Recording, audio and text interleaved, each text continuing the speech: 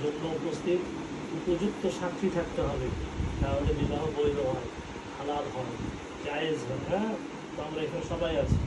তুমি যে বিয়ে করছো বা আমরা যে তোমার বিয়ে দিচ্ছি, এই ব্যাপারে তোমার কি কোনো আপত্তি আছে?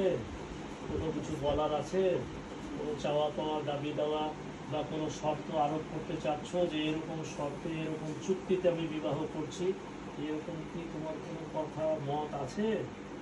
আলহামদুলিল্লাহ, আমরা সবাই শুনেছি। আর আমরা আজকে এখন এই মুহূর্তে আমাদের শ্রদ্ধেয় মামা, ওনার নাম হলো মোহাম্মদ কামাল উদ্দিন সরকার, তার সম্পর্কে তোমার কি হচ্ছে চাচা শ্বশুর। হ্যাঁ, বিয়ের জন্য চাচা বাবা এরাই উকিল হয়। যেহেতু তোমার বাবা মারা আসেনি, হয়তো বা জেনেছে, তো আমরা তাকে উকিল করলাম। উকিল মানে একজন অভিভাবক, উনি বিবাহ করাবেন। ঠিক আছে, তো আমি ওনাকে সহযোগিতা করবো, উনি বিয়ে করাবেন। আর আমরা মহারণা ধার্য করেছি 1,01,000 টাকা। না, পুরো 1 লক্ষ টাকা। হ্যাঁ, 1,01,000 টাকা লাগবে। তো আজকে কিছু নগদ দিবা? নাকফুল টাকফুল কিছুই দিবা না? আচ্ছা, আমরা শুরু করলাম। ওনার হাতে কালকে একটা নাকফুল কিনে দিয়ে শুরু দেন, ওটা সামনে দেন, হাতে দেন, যেহেতু আছে। আমরা একেবারে শুকনা, ঠিক না, নতুন মানুষ।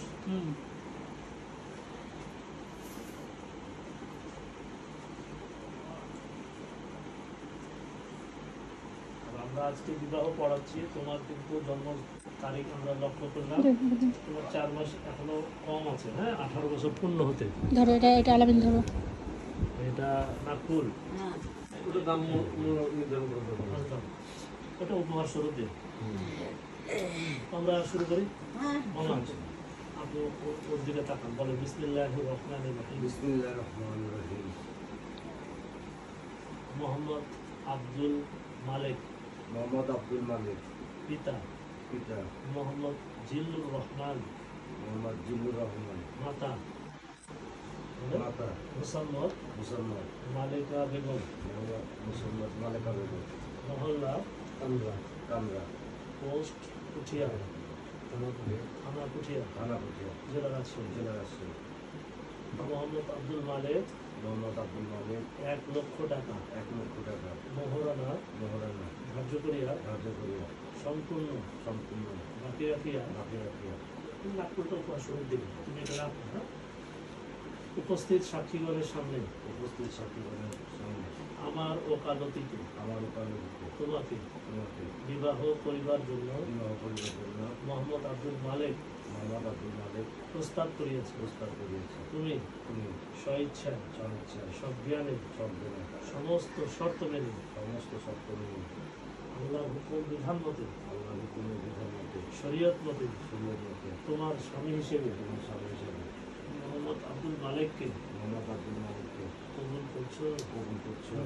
তোমাকে স্পষ্ট বলতে হবে বিসমিল্লাহির রহমানির রহিম, আলহামদুলিল্লাহ, আমি কবুল করিলাম। তুমি স্পষ্ট বলো বিসমিল্লাহির রহমানির রহিম, আলহামদুলিল্লাহ, আমি কবুল করিলাম। আমরা শুনেছি। তুমি বাবু আরো একবার বলো আলহামদুলিল্লাহ, আমি কবুল করিলাম। আমরা শুনেছি। তুমি আরো একবার বলো আলহামদুলিল্লাহ, আমি আমার স্বামী হিসেবে কবুল করিলাম। আলহামদুলিল্লাহ, শুনেছি আমরা।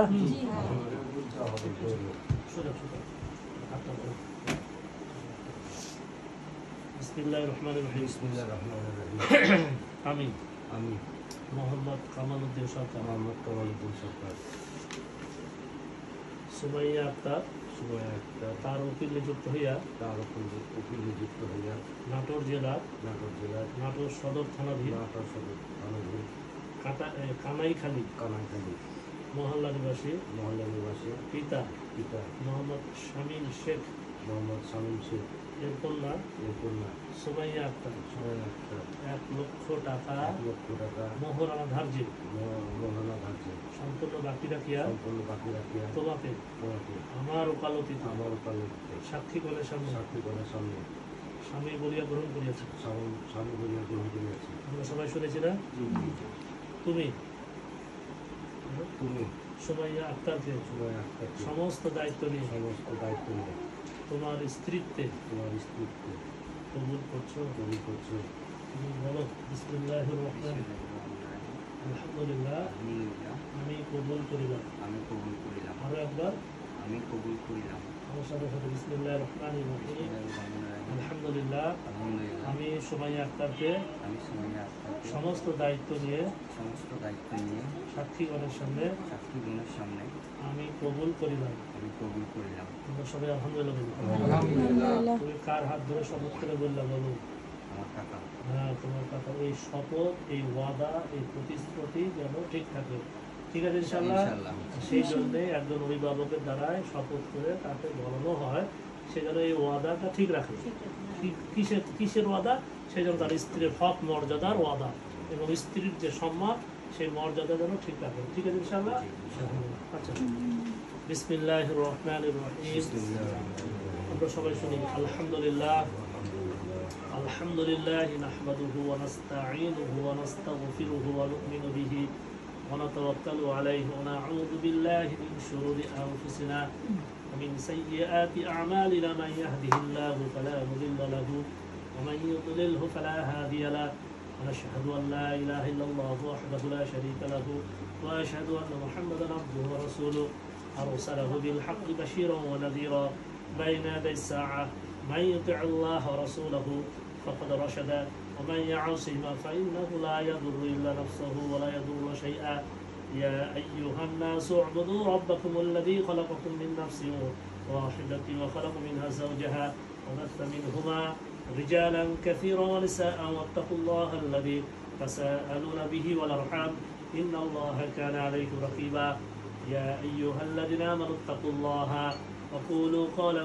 سديدا يصلح لكم أعمالكم ويغفر لكم ذنوبكم ومن يطع الله ورسوله فقد فاز فوزا عظيما قال رسول الله صلى الله عليه وسلم النكاح من سنتي فمن رغب عن سنتي فليس مني أو قال عليه الصلاة والسلام أعوذ بالله من الشيطان الرجيم وانكحوا الأيام منكم الصالحين من عبادكم وإمائكم إن يكونوا فقراء يغنيهم الله من فضل الله واسع عليم بارك الله لكما وبارك عليكما وجمع بينكما في خير سبحان ربك رب العزة عما يصفون وسلام على المرسلين والحمد لله رب العالمين آمين صدق الله العظيم الحمد لله আমরা যেহেতু গভীর রাত 12টা পার হয়ে যাওয়া মানেই দিন পরিবর্তন হয়ে যাওয়া, তাই না? রাত শুরু হয়, দিন পরে আসে।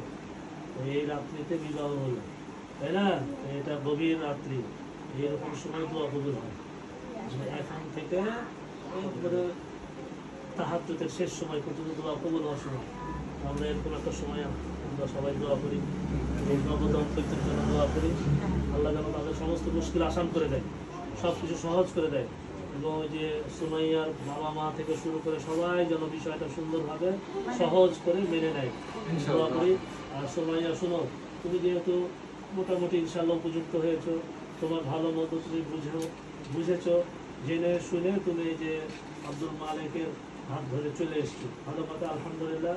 তোমাকে সর্বাত্মক চেষ্টা করতে হবে তোমাদের এই সম্পর্ক, তোমাদের এই দাম্পত্য যেন পারিবারিক গ্রহণযোগ্যতা পায় এবং ধর্মীয়ভাবে যেন তোমাদেরকে আল্লাহ কবুল করে, এই চেষ্টা তোমাকে করতে হবে, তাই না? বলো, তোমাকে কেউ জোর করেছে যে তোমাকে বিয়ে করতেই হবে, এরকমটা কেউ বলেছে? বলো, তুমি যদি বলো যে আলহামদুলিল্লাহ আমি এই বিয়েতে রাজি নাই বা ছিলাম না, তোমাকে সসম্মানে তারা কিন্তু বিদায় করে রেখে চলে আসবে। তুমি রাজি আছো বিদায় তারা সক্ষম হয়েছে। অতএব তোমার কথা, তোমার মত একটাই হবে, আলহামদুলিল্লাহ আমি যাকে বিয়ে করেছি সে আমার স্বামী, আমি এখন তার সাথে সংসার করবো, তাহলে সব কিছু সহজ হয়ে যাবে। আর তোমার যদি মত বিরূপ হয়, মন্তব্য যদি বিরূপ হয়, তাহলে কিন্তু তারা একটা সুযোগ পাবে অতএব তোমার বিবাহটা সম্পূর্ণ হয়ে গেছে, এখন থেকে তোমার দাম্পত্য জীবন শুরু। সে তোমার স্বামী আর হলো আব্দুল মালিকের স্ত্রী তুমি। অতএব তোমাদের ভালো মন্দ বিচার বিবেচনা করে চলাফেরা করতে হবে, যাতে করে এর জন্য সবকিছু সহজ হয়, নিরাপদ হয়। আত্মীয়তার সম্পর্কটা যেন আগামীতে সে ঠিক করতে পারে, তুমিও যেন আত্মীয়তার সম্পর্কটা ঠিক করতে পারো, এই বিষয়টা যেন সহজ হয়। আর একটা বিষয় হলো, সে তোমার স্বামী, সে তাকে তোমাকে মানতে হবে। হ্যাঁ, তাকে তোমাকে মেনে, একজন স্ত্রী যেভাবে স্বামীকে মানে সেরকম মান্য করে, আনুগত্য স্বীকার করে তোমাকে চলতে হবে। ঠিক আছে ইনশাআল্লাহ? মনে করা যাবে না তুমি তোমার পরিবার এমন, আমার পরিবার এমন, আমাদের মধ্যে ব্যবধান, আমাদের মধ্যে অনেক কম্পেয়ার করলে অনেক কম্পেয়ার হবে, তাহলে কি হবে? শয়তান ধোঁকা দেওয়ার চেষ্টা করবে। অতএব এগুলো থেকে আমরা বিরত থাকি। ওকে তুমি উপযুক্ত মনে করেছো, বিবাহ হয়ে গেছে আলহামদুলিল্লাহ। তাকে নিয়ে তোমাকে এখন সারা জীবন থাকার জন্য চেষ্টা আর দোয়া আল্লাহর কাছে করতে হবে। ঠিক আছে ইনশাআল্লাহ? আর তুমিও শোনো আব্দুল মালিক, ওকে কিন্তু তুমি তোমার আস্থা, তোমার উপরে আস্থা, তোমার উপরে ভরসা, তোমার কথার সাথে কাজের মিল পেয়েছে, তখনই কিন্তু ওই আস্থা পেয়েছে যে আলহামদুলিল্লাহ ওকে আমি স্বামী হিসেবে বরণ করতে পারবো, তাকে আমার উপযুক্ত মনে হয়েছে। অতএব তার যেন চিন্তা ভাবনা পরিকল্পনা, তার যে সমস্ত আশা, যে আশ্বস্ত করেছ, যে বিশ্বাস অর্জন করিয়েছ তোমার উপরে, সেটা যেন ঠিক থাকে। অর্থাৎ স্ত্রীর হক যেন ঠিক থাকে। দুদিন পরে বলবা তুমি চলে যাও, তোমাকে আসতে বলিনি, তোমাকে এটা করিনি, এটা বলিনি, এটা এইভাবে বলে কষ্ট দেওয়া যাবে না। এখন মনে করো তোমার সহধর্মিনী, তোমার অর্ধাঙ্গিনী, তাকে এনে সুন্দরভাবে সংসার করার মতো চেষ্টা করতে হবে। ঠিক আছে ইনশাআল্লাহ? যাতে করে তোমার মা বাবাও কষ্ট না পায়। হ্যাঁ, যারা তোমাদের এই কাজে শরিক হয়েছে, এতগুলো লোক যেন কষ্ট না পায়। হায় হায়, ওই যে আমাদের ভাইস্তার বিয়ে দিলাম, ভাইগনার বিয়ে দিলাম, কিন্তু ওদের সম্পর্কটা এরকম অবস্থা।